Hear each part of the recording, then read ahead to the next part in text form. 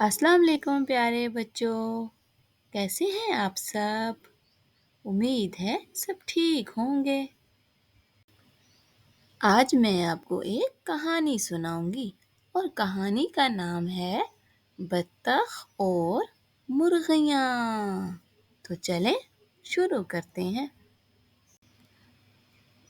एक दफ़ा का जिक्र है कि एक बत्तख नदी के किनारे रहती थी। एक दिन वो नदी के किनारे घूम फिर रही थी कि अचानक से झाड़ियों में फंस गई। बत्तख का पाँव जब झाड़ियों में फंस गया तो बत्तख परेशान हो गई और उसने अपने आसपास देखा कि हो सकता है कोई उसकी मदद करे। इतनी ही देर में वहाँ कुछ मुर्गियाँ आ गईं। बत्तख ने सोचा कि मुर्गियाँ मेरी मदद करेंगी। बत्तख ने उन्हें बुलाया क्वैक क्वैक करके। इसका मतलब था कि मुझे इन झाड़ियों से बाहर निकालो, मेरी मदद करो। लेकिन वहाँ मौजूद किसी भी मुर्गी ने बत्तख की कोई भी मदद नहीं की और बत्तख अपनी मदद खुद करके मुश्किल से झाड़ियों से निकल आई।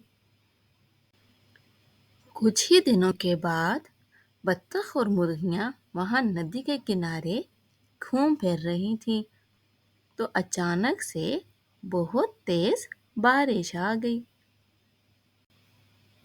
मुर्गियाँ एक दूसरे से कहने लगीं कि हम तो इस बारिश के पानी में नदी में बह जाएंगे, हमें तो कोई बचाएगा भी नहीं, क्योंकि कुछ दिन पहले जब हमसे बत्तख ने मदद मांगी थी तो हमने उसकी मदद नहीं की थी। तो आज अगर हम बत्तख से मदद मांगते हैं तो वो हमारी मदद नहीं करेगी, क्योंकि हमने भी उसकी मदद नहीं की थी।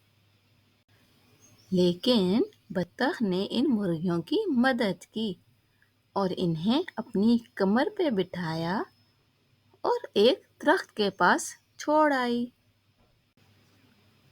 इस तरह बत्तख ने सब मुर्गियों को पानी में बह जाने से बचा लिया। सब मुर्गियाँ कोई दरख्त पे चढ़ गईं और कोई दरख्त के नीचे।